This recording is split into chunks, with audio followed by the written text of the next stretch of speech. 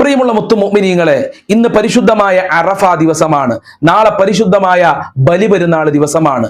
അതുകൊണ്ട് ഇന്നത്തെ ക്ലാസ്സിലൂടെ നാം പറയുന്നത് നമ്മൾ ചൊല്ലിയിരിക്കേണ്ട അതിശ്രേഷ്ഠമായ അതിമഹത്തായ അത്ഭുതകരമായ ഒരു ദിക്റിനെ കുറിച്ചാണ്.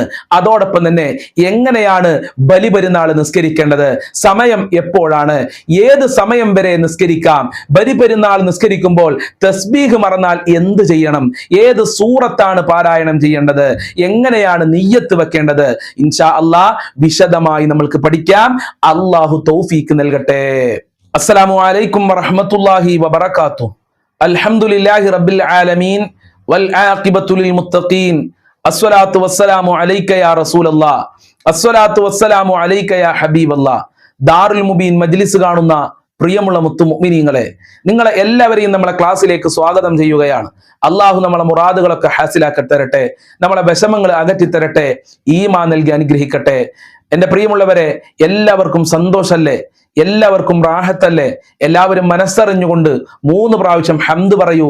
അൽഹംദുലില്ലാ, അൽഹംദുലില്ലാ, അൽഹംദുലില്ലാ. അള്ളാഹു സ്വീകരിക്കട്ടെ, അള്ളാഹു കബൂൽ ചെയ്യട്ടെ, അർഹമായ പ്രതിഫലം നൽകട്ടെ. ഹംദ് പറഞ്ഞവരൊക്കെ അത് കമന്റിൽ എഴുതി വിടണമെന്ന് പ്രത്യേകം ഓർമ്മപ്പെടുത്തുകയാണ്. അൽഹംദുലില്ലാ സുമ്മ അൽഹംദുലില്ലാ. പരിശുദ്ധമായ അറഫ ദിവസത്തിലാണ് നാം ഒക്കെ സംഗമിക്കുന്നത്. എൻ്റെ പ്രിയമുള്ളവരെ, ഇന്നത്തെ ക്ലാസ്സിലൂടെ നാം പഠിക്കുന്നത് ഇപ്പോൾ മുതൽ തന്നെ നമ്മൾ ചൊല്ലേണ്ട വളരെ പ്രധാനപ്പെട്ട ശ്രേഷ്ഠതയുള്ള പോരിശകൾ നിറഞ്ഞ വീര്യം കൂടിയ അതിശക്തിയുള്ള ഒരു ദിക്റാണ്. അതോടൊപ്പം തന്നെ നാളെ ബലിപെരുന്നാൾ ദിവസമാണ്. അതുകൊണ്ട് ബലിപെരുന്നാൾ നിസ്കാരത്തിനെ കുറിച്ച് നമ്മൾക്ക് ഇന്നത്തെ ക്ലാസ്സിലൂടെ പഠിക്കാം. എങ്ങനെ നിസ്കരിക്കണം, നിയ്യത്ത് എങ്ങനെയാണ്, എപ്പോൾ നിസ്കരിക്കണം, ഏത് വരെ നിസ്കരിക്കാം, ഏത് സൂറത്താണ് ഓതേണ്ടത്, തസ്ബീഹ് മറന്നാൽ എന്ത് ചെയ്യണം, ഇൻഷാ അല്ലാഹ് മുഴുവൻ കാര്യങ്ങളും നമ്മൾക്ക് പഠിക്കാം. അള്ളാഹു തൗഫീക്ക് നൽകട്ടെ. മുത്തുമുഅ്മിനീങ്ങളെ, നമ്മൾ ചൊല്ലേണ്ട വളരെ പ്രധാനപ്പെട്ട ഒരു ദിക്ർ മഹാനരായ മൂസാ നബി അലൈഹിസ്സലാമിന് അള്ളാഹു പഠിപ്പിച്ചു കൊടുത്ത ഒരു ദിക്റാണ്. അള്ളാഹുവിനോട് മൂസാ നബി അലൈഹിസ്സലാം സങ്കടം പറയാണ്. യാ റബ്ബ്, അള്ളാഹുവേ, ഞാൻ ഒരുപാട് ദുആ ചെയ്തു, ഞാൻ നിന്നോട് ഒരുപാട് പ്രാർത്ഥിച്ചു, പക്ഷേ എന്റെ പ്രാർത്ഥന നീ സ്വീകരിക്കുന്നില്ല. ഞാൻ എന്താണ് ചെയ്യേണ്ടത്? എന്റെ പ്രാർത്ഥന സ്വീകരിക്കാൻ ഞാൻ ഏത് ദിക്റാണ് ചൊല്ലേണ്ടത്, എന്ത് മന്ത്രമാണ് ചൊല്ലേണ്ടത്, എന്താണ് ചെയ്യേണ്ടത് എന്ന് മൂസാ നബി അലൈഹിസ്സലാം അള്ളാഹുവിനോട് ചോദിച്ചപ്പോ മൂസാ നബി അലൈഹിസ്സലാമിനോട് അള്ളാഹു സുബ്ഹാനഹു വ തആല പറഞ്ഞു, യാ മൂസാ, ദുൽഹജ്ജ് 1 മുതൽ 10 വരെയുള്ള ദിവസങ്ങളിൽ ലാ ഇലാഹ ഇല്ലല്ലാഹ് അധികരിപ്പിക്കുക. ലാ ഇലാഹ ഇല്ലല്ലാഹ് എന്ന ദിക്ർ ചൊല്ലി ദുആ ചെയ്താൽ നിന്റെ പ്രാർത്ഥനക്ക് ഞാൻ ഉത്തരം നൽകാമെന്ന് മൂസാ നബി അലൈഹിസ്സലാമിനോട് അള്ളാഹു പറയുകയാണ്. അതുകൊണ്ട് എൻ്റെ പ്രിയമുള്ളവരെ, ദുആക്ക് ഇജാബത്തുള്ള ദിവസമാണ് ഇന്നത്തെ ദിവസം, ഇന്നത്തെ രാത്രി. അതുകൊണ്ട് ധാരാളം ലാ ഇലാഹ ഇല്ലല്ലാഹ് ചൊല്ലി അള്ളാഹുവിനോട് നമ്മളെ കാര്യങ്ങളൊക്കെ പറയാ. എത്ര പ്രാവശ്യം ചൊല്ലേണ്ടത് കണക്കില്ലാതെ ചൊല്ലിക്കോളൂ. 1,00,000 ചൊല്ലിയാലും കുറയൂല. 1000 ചെല്ലാം, 3000 ചെല്ലാം, 4000 ചെല്ലാം, 500 ചെല്ലാം, 33 ചെല്ലാം. നിങ്ങൾക്ക് എത്രയാണോ കഴിയുന്നത് അത്ര പ്രാവശ്യം ലാ ഇലാഹ ഇല്ലല്ലാഹ് ചൊല്ലി പടച്ച റബ്ബിനോട് ദുആ ചെയ്തോ, അള്ളാഹു നിന്റെ പ്രാർത്ഥനക്ക് ഉത്തരം നൽകും. അള്ളാഹു പ്രാർത്ഥനക്ക് ഇജാബത്ത് നൽകുന്നവരുടെ കൂട്ടത്തിൽ നമ്മെ എല്ലാവരെയും ഉൾപ്പെടുത്തി തരട്ടെ. അള്ളാഹു തൗഫീഖ് നൽകട്ടെ ഇൻഷാ അല്ലാഹ്. ഇനി നമ്മൾക്ക് നാളെ എങ്ങനെയാണ് ബലിപെരുന്നാൾ നിസ്കരിക്കേണ്ടത് എന്ന് ഒന്ന് പഠിക്കാം. അള്ളാഹു തൗഫീഖ് നൽകട്ടെ. പെരുന്നാൾ നിസ്കാരത്തിനെ കുറിച്ച് മഹാന്മാര് നമ്മളെ പഠിപ്പിച്ചത് ഏറെ ശ്രേഷ്ഠതയുള്ള നിസ്കാരമാണ് പെരുന്നാൾ നിസ്കാരം. ഒരുപാട് സുന്നത്ത് നിസ്കാരങ്ങളുണ്ട്. അതിലൊക്കെ പ്രധാനപ്പെട്ട ഒരു നിസ്കാരമാണ് അത്രേ പെരുന്നാൾ നിസ്കാരം എന്ന് പറയുന്നത്. പെരുന്നാൾ നിസ്കാരം നമ്മൾ നിർവഹിച്ചു കഴിഞ്ഞാൽ നമ്മളെ പാപങ്ങളൊക്കെ അള്ളാഹു പൊറുക്കുമെന്ന് മഹത്തുക്കൾ നമ്മളെ പഠിപ്പിക്കുന്നുണ്ട്. അതുകൊണ്ട് കഴിവിന്റെ പരമാവധി എല്ലാവരും പെരുന്നാൾ നിസ്കരിക്കുക. കൊല്ലത്തിലാകെ 2 പ്രാവശ്യമേ നമ്മൾക്ക് പെരുന്നാൾ നിസ്കരിക്കാനുള്ള ഭാഗ്യം കിട്ടുള്ളൂ. അടുത്ത വർഷം നമ്മൾ ജീവിക്കുമോ ഇല്ലയോ എന്നുള്ള ഗ്യാരണ്ടി നമ്മളെ കയ്യിലില്ല. ഒന്ന് ചെറിയ പെരുന്നാളാണ്, 2 വലിയ പെരുന്നാളാണ്. അതുകൊണ്ട് തന്നെ പ്രിയമുള്ളവരെ, പെരുന്നാൾ നിസ്കാരം ഒരാളും ഒഴിവാക്കരുത് എന്ന് പ്രത്യേകം ഓർമ്മപ്പെടുത്തുകയാണ്. പെരുന്നാൾ നിസ്കാരം എന്ന് പറയുന്നത് ജമാഅത്ത് സുന്നത്തുള്ള നിസ്കാരമാണ്. ചില നിസ്കാരങ്ങൾക്ക് ജമാഅത്ത് സുന്നത്തില്ല, ചില സുന്നത്ത് നിസ്കാരങ്ങൾക്ക് ജമാഅത്ത് സുന്നത്തില്ല. ഉദാഹരണത്തിന് പറയാ, തഹജ്ജുദ് നിസ്കാരത്തിന് ജമാഅത്ത് സുന്നത്തില്ല, ളുഹാ നിസ്കാരത്തിന് ജമാഅത്ത് സുന്നത്തില്ല, തസ്ബീഹ് നിസ്കാരത്തിന് ജമാഅത്ത് സുന്നത്തില്ല. എന്നാൽ അതിൽ നിന്നൊക്കെ വ്യത്യസ്തമാണ് പെരുന്നാൾ നിസ്കാരം. പെരുന്നാൾ നിസ്കാരം ജമാഅത്ത് സുന്നത്തായ നിസ്കാരമാണ്. അപ്പൊ ഒറ്റക്ക് നിസ്കരിക്കാൻ പറ്റും ഉസ്താദേ? പെരുന്നാൾ നിസ്കാരം ഒറ്റക്ക് നിസ്കരിക്കാം, ജമാഅത്തായും നിസ്കരിക്കാം.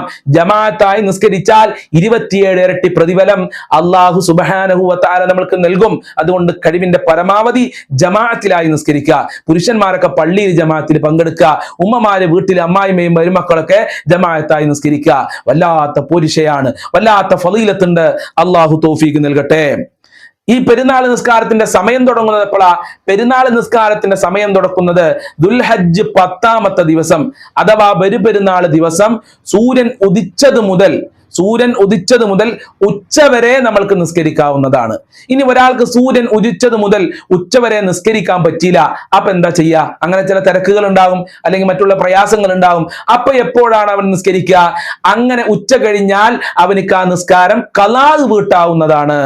ഞാൻ ബലിപെരുന്നാൾ നിസ്കാരം ഖളാഓടുകൂടെ നിസ്കരിക്കുന്നു എന്ന് നിയ്യത്ത് വെച്ച് നിസ്കരിച്ചാൽ ഇൻഷാ അല്ലാഹ് അവനിക്ക് ആ നിസ്കാരത്തിന്റെ ഫലം അല്ലാഹു സുബ്ഹാനഹു വ തആല നൽകും. യാതൊരുവിധ സംശയവും വേണ്ട.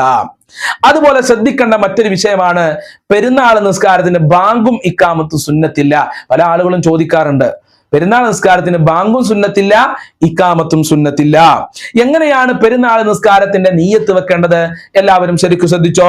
ഉസല്ലി സുന്നത്ത ഈദിൽ അൽഹ റകഅതൈനി മുതവജ്ജിയൻ ഇലൽ ഖിബ്ലത്തി അദാഅൻ ലില്ലാഹി തആല. അങ്ങനെ ഉസല്ലി സുന്നത്ത ഈദിൽ അൽഹ റകഅതൈനി മുതവജ്ജിയൻ ഇലൽ ഖിബ്ലത്തി അദാഅൻ ലില്ലാഹി തആല. അപ്പൊ അറബി അറിയില്ലല്ലോ ഉസ്താദേ? എല്ലാവർക്കും ഇപ്പൊ അറബി അറിയില്ലല്ലോ. അറബി അറിയാത്തവർക്ക് മലയാളത്തിൽ ചെയ്യാം. അല്ലാഹുവേ, ബലിപെരുന്നാൾ നിസ്കാരം 2 റക്അത്ത് അല്ലാഹു തആലാക്ക് വേണ്ടി കിബിലക്ക് മുന്നിട്ട് അദാ ആയി ഞാൻ നമസ്കരിക്കുന്നു എന്ന് നിയ്യത്ത് വെക്കുക. ബലിപെരുന്നാൾ നിസ്കാരം 2 റക്അത്ത് കിബിലക്ക് മുന്നിട്ട് അദാ ആയി അല്ലാഹു തആലാക്ക് വേണ്ടി ഞാൻ നമസ്കരിക്കുന്നു എന്ന് നിയ്യത്ത് വെച്ചിട്ട് നമ്മൾ നിസ്കരിക്കുക. ബലിപെരുന്നാൾ നിസ്കാരം 2 റക്അത്താണ്, 3 റക്അത്തല്ല, 4 റക്അത്തല്ല. ബലിപെരുന്നാൾ നിസ്കരിക്കേണ്ടത് 2 റക്അത്താണെന്ന് കൂടെ പ്രത്യേകം ഓർമ്മപ്പെടുത്തുകയാണ്. ഇമാമും മാമുമായി നിസ്കരിക്കുമ്പോൾ ശ്രദ്ധിക്കണം. ഇമാമായി നിസ്കരിക്കുമ്പോൾ ഞാൻ ഇമാമാണെന്ന് ഇമാമ് കരുതണം. അതുപോലെ മാമൂമിയങ്ങളപ്പം എന്താ കരുതേണ്ടത്? ഇമാമിനോട് കൂടെ ഞാൻ നിസ്കരിക്കുകയാണ് എന്ന് നിയ്യത്ത് വെക്കണം. എപ്പോ? ജമാഅത്തായി നിസ്കരിക്കുമ്പോ. അത് പ്രത്യേകം ശ്രദ്ധിക്കുക. ഇപ്പോൾ നമ്മൾ നിയ്യത്ത് വെച്ചിട്ടുണ്ട്. നിയ്യത്ത് വെച്ചാൽ പിന്നെ നമ്മൾ എന്ത് ചെയ്യണം? തക്ബീറത്തുൽ ഇഹ്റാം കെട്ടുകയാണ് വേണ്ടത്. സാധാരണ നമ്മൾ നിസ്കരിക്കുമ്പോൾ അല്ലാഹു അക്ബർ എന്ന് പറയാറുണ്ടല്ലോ, അതാണ് തക്ബീറത്തുൽ ഇഹ്റാം എന്ന് പറയുന്നത്. ചില ആളുകൾ മനസ്സിലാക്കിയത് കൈ കെട്ടലാണ് തക്ബീറത്തുൽ ഇഹ്റാം എന്നുള്ളതാണ്. കൈ കെട്ടലല്ല നിർബന്ധം, അല്ലാഹു അക്ബർ എന്ന് പറയലാണ് നിർബന്ധം. അതാണ് നിസ്കാരത്തിന്റെ 2ാമത്തെ ഫർള്. അല്ലാതെ കൈ കെട്ടൽ നിർബന്ധമൊന്നുമില്ല. കൈ താത്തിട്ട് നിസ്കരിച്ചാൽ നിസ്കാരം ശരിയാകും. കൈ കെട്ടൽ സുന്നത്താണ്, പക്ഷെ അല്ലാഹു അക്ബർ എന്ന് പറയൽ നിർബന്ധമാണ്. അതല്ലെങ്കിൽ നിസ്കാരം ശരിയാകൂല.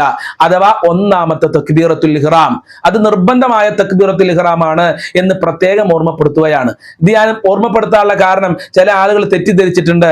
തക്ബീറത്തുൽ ഇഹ്റാം എന്ന് പറഞ്ഞാൽ കൈ കെട്ടൽ എന്നാ. അതല്ല, തക്ബീറത്തുൽ ഇഹ്റാം എന്ന് പറഞ്ഞാൽ അല്ലാഹു അക്ബർ എന്ന് പറയലാണ് എന്ന് ആദ്യം മനസ്സിലാക്കുക.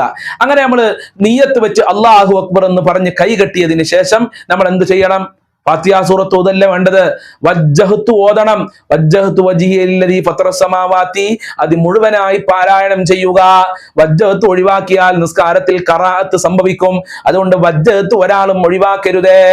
അങ്ങനെ വജ്ജഹ്തു ചൊല്ലിയതിന് ശേഷം ഫാത്തിഹയും അഊദും ഓതുന്നതിന്റെ മുമ്പ് 1ാമത്തെ റക്അത്തിൽ 7 തക്ബീറുകൾ നമ്മൾ ചൊല്ലേണ്ടതുണ്ട്. അങ്ങനെ നമ്മളെ വജ്ജഹ്തു കഴിഞ്ഞു. അതിനുശേഷം നമ്മൾ എന്ത് ചെയ്യുക? അല്ലാഹു അക്ബർ, അല്ലാഹു അക്ബർ, അല്ലാഹു അക്ബർ, ഇങ്ങനെ 7 തക്ബീറുകൾ ചൊല്ലണം. ഓരോ തക്ബീറുകൾ കഴിയുമ്പോഴും നമ്മൾ ഓരോ ദിക്റുകൾ ചൊല്ലണം. ഏതാണ് ആ ദിക്ർ? സുബ്ഹാനല്ലാഹി വൽഹംദുലില്ലാഹി വലാ ഇലാഹ ഇല്ലല്ലാഹു വല്ലാഹു അക്ബർ. എങ്ങനെ? അപ്പൊ നമ്മൾ വജ്ജഹത്ത് ഓതിയിട്ട് തക്ബീർ ഇട്ടാണ്. അല്ലാഹു അക്ബർ, സുബ്ഹാനല്ലാഹി വൽഹംദുലില്ലാഹി വലാ ഇലാഹ ഇല്ലല്ലാഹു വല്ലാഹു അക്ബർ, അല്ലാഹു അക്ബർ, സുബ്ഹാനല്ലാഹി വൽഹംദുലില്ലാഹി വലാ ഇലാഹ ഇല്ലല്ലാഹു അല്ലാഹു അക്ബർ. ഇമാമും മാമുമായി നിസ്കരിക്കുമ്പോൾ അല്ലാഹു അക്ബർ എന്ന് പറയുന്ന 7 തക്ബീറുകൾ ഉണ്ടല്ലോ, അത് ഉറക്കെ പറയാ. മാമൂമിങ്ങൾക്കും പറയാം, ഇമാമിനും പറയാം. തസ്ബീഹ് പതുക്കെ ചൊല്ലിയാൽ മതി ട്ടോ. അങ്ങനെ 7 പ്രാവശ്യം സുബ്ഹാനല്ലാഹി വൽഹംദുലില്ലാഹി വലാ ഇലാഹ ഇല്ലല്ലാഹു അല്ലാഹു അക്ബർ. അങ്ങനെ 7ാമത്തെ തക്ബീർ ചൊല്ലിയതിനു ശേഷം നമ്മൾ എന്ത് ചെയ്യണം? അഊദു ബില്ലാഹി മിനശ് ശൈത്വാനിർ റജീം. അഊദു ഒഴിവാക്കരുത്, അഊദു ഓതണം. അതിനുശേഷം ഫാത്തിഹ സൂറത്ത് മുഴുവനായി പാരായണം ചെയ്യുക. അതിനുശേഷം ഒരു സൂറത്ത് ഓതണം. ഏത് സൂറത്താണ് ഓതേണ്ടത്? സബ്ബിഹിസ്മ സൂറത്ത് ഓതിയാൽ മതി. ഏതാണ് സബ്ബിഹിസ്മ സൂറത്ത്? സബ്ബിഹിസ്മ റബ്ബിക്കൽ അഅ്ലാ അല്ലദീ ഖലഖ ഫസവ്വാ വല്ലദീ ഖദ്ദറ ഫഹദാ. ഈ സൂറത്താണ് നമ്മൾ പാരായണം ചെയ്യേണ്ടത്. അപ്പൊ ഉസ്താദേ സബ്ബിഹിസ്മ സൂറത്ത് അറിയില്ലെങ്കിലോ? അറിയുന്ന സൂറത്ത് ഓതാം. സൂറത്തുൽ ഇഖ്ലാസ് അറിയില്ലേ? അതോതിയാ മതി. സൂറത്തുൽ കാഫിറൂൻ അറിയില്ലേ? അതോതിയാ മതി. ഇനി സൂറത്ത് ഒന്നും അറിയില്ലെങ്കിലോ ബിസ്മില്ലാഹിർ റഹ്മാനിർ റഹീം എന്ന് ചൊല്ലിയാലും മതി എന്ന് പ്രത്യേകം ഓർമ്മപ്പെടുത്തുകയാണ്. അങ്ങനെ സൂറത്ത് കഴിഞ്ഞാൽ നമ്മൾ റുക്കൂയിലേക്ക് പോകുന്നു, സുജൂദിലേക്ക് പോകുന്നു, 2ാമത്തെ സുജൂദ് ചെയ്യുന്നു. 2ാമത്തെ സുജൂദിൽ നിന്ന് അല്ലാഹു അക്ബർ എന്ന് പറഞ്ഞ് നമ്മൾ എണീക്കുക. അത് കഴിഞ്ഞിട്ട് പിന്നെ നമ്മൾ 5 തക്ബീർ ശേഷം ചൊല്ലണം. അല്ലാഹു അക്ബർ, സുബ്ഹാനല്ലാഹി വൽഹംദുലില്ലാഹി വലാ ഇലാഹ ഇല്ലല്ലാഹു അല്ലാഹു അക്ബർ, അല്ലാഹു അക്ബർ, സുബ്ഹാനല്ലാഹി വൽഹംദുലില്ലാഹി വലാ ഇലാഹ ഇല്ലല്ലാഹു അല്ലാഹു അക്ബർ. ഇങ്ങനെ 5 തക്ബീറാണ് ചൊല്ലേണ്ടത്. 1ാമത്തെ റക്അത്തിൽ 7 തക്ബീറും 2ാമത്തെ റക്അത്തിൽ 5 തക്ബീറും. പ്രത്യേകം ശ്രദ്ധിക്കുക. സുജൂദിൽ നിന്ന് 1ാമത്തെ റക്അത്ത് കഴിഞ്ഞ് സുജൂദിൽ നിന്ന് എണീക്കുമ്പോൾ അല്ലാഹു അക്ബർ എന്ന് പറഞ്ഞ് എണീക്കണം. അത് ഈ 5 തക്ബീറിൽ പരിഗണിക്കില്ല. അതിനുശേഷമാണ് 2ാമത്തെ റക്അത്തിൽ 5 തക്ബീറുകൾ നമ്മൾ ചൊല്ലേണ്ടത്. ഓരോ തക്ബീറിന്റെ ശേഷവും സുബ്ഹാനല്ലാഹി വൽഹംദുലില്ലാഹി വലാ ഇലാഹ ഇല്ലല്ലാഹു വല്ലാഹു അക്ബർ എന്ന് ചൊല്ലുക. അതിനുശേഷം നമ്മൾ ഫാത്തിഹ സൂറത്ത് ഓതുക, അഊദു ഓതുക, ഫാത്തിഹ സൂറത്ത് ഓതുക. ഒരു സൂറത്ത് ഓതണം. ഏത് സൂറത്താ ഓതേണ്ടത്? സൂറത്തുൽ ഗാശിയ ഓതിയാ മതി. ഹല്ലതാക ഹദീസുൽ ഗാശിയ ഉജൂഹു യൗമൈദിൻ ഖാശിയ. ഈ സൂറത്ത് മുഴുവനായി ഓതുക. അത് അറിയില്ലെങ്കിലോ അറിയുന്ന ഏതെങ്കിലും ഒരു സൂറത്ത് ഓതിയാൽ മതി. സൂറത്തിന്റെ പ്രതിഫലം അല്ലാഹു സുബ്ഹാനഹു വ തആല നമുക്ക് നൽകും. അത് കഴിഞ്ഞാൽ നമ്മൾ റുകൂയിലേക്ക് പോകുന്നു, സുജൂദിലേക്ക് പോകുന്നു. 2 സുജൂദ് ചെയ്തു, അത്തഹിയാത്തിൽ ഇരിക്കുന്നു, സലാം വിട്ടുന്നു. പെരുന്നാൾ നിസ്കാരം കറക്റ്റായി. ഇതാണ് പെരുന്നാൾ നിസ്കാരം. വലിയ പ്രയാസമുള്ള ഒരു നിസ്കാരം ഒന്നുമല്ല. വളരെ സിമ്പിളായി ലളിതമായി നമ്മൾക്ക് നിസ്കരിക്കാൻ പറ്റുന്ന ഒരു നിസ്കാരമാണ്. അതിനുശേഷം നമ്മൾ എന്ത് ചെയ്യണം? സലാം വീട്ടിയതിനു ശേഷം ആത്മാർത്ഥമായി ദുആ ചെയ്യണം. കാരണം പെരുന്നാൾ ദിവസം പ്രാർത്ഥനക്ക് അള്ളാഹു ഇജാബത്ത് നൽകുന്ന ദിവസമാണ്. അതുകൊണ്ട് ആത്മാർത്ഥമായി ധാരാളം അള്ളാഹുവിനോട് ദുആ ചെയ്യുക. ഏത് പ്രാർത്ഥനയാണ്? അറിയുന്ന പ്രാർത്ഥന പറയുക. നരകത്തിനെ തൊട്ട് കാവൽ ചോദിക്കുക. മാതാപിതാക്കൾക്ക് വേണ്ടി, മരണപ്പെട്ടു പോയവർക്ക് വേണ്ടി, മക്കൾക്ക് വേണ്ടി, കുടുംബത്തിന് വേണ്ടി, ആഖിറ വിജയ വേണ്ടി. അറബിയിൽ വേണമെന്നില്ല, മലയാളത്തിലെങ്കിലും ദുആ ചെയ്തോ. അന്നത്തെ ദിവസത്തെ പ്രാർത്ഥന അള്ളാഹു ഒരിക്കലും തട്ടുകയില്ല. പുരുഷന്മാരാണെങ്കിൽ പിന്നെ ഖുതുബയൊക്കെ ഓതണം. അവര് പള്ളിയിൽ പോയി ഖുതുബയിൽ പങ്കെടുക്കട്ടെ. അതുപോലെ സ്ത്രീകൾ വീട്ടിൽ ഖുതുബ ഓതേണ്ടെന്ന് ആവശ്യമില്ല. നിങ്ങൾ പെരുന്നാൾ നിസ്കരിച്ചാൽ മതി. പിന്നെ പലരും ചോദിക്കാറുണ്ട്, തക്ബീറുകൾ മറന്നാ എന്താ ചെയ്യാ? 1ാമത്തെ റക്അത്തിൽ 7 തക്ബീർ ഉണ്ട്. അതിൽ തക്ബീർ മറന്നാ എന്താ ചെയ്യാ? തസ്ബീഹ് ചൊല്ലാൻ മറന്നാ എന്താ ചെയ്യാ? ഒരു കുഴപ്പമില്ല. നിസ്കാരത്തിന് ഒരു കുഴപ്പമില്ല.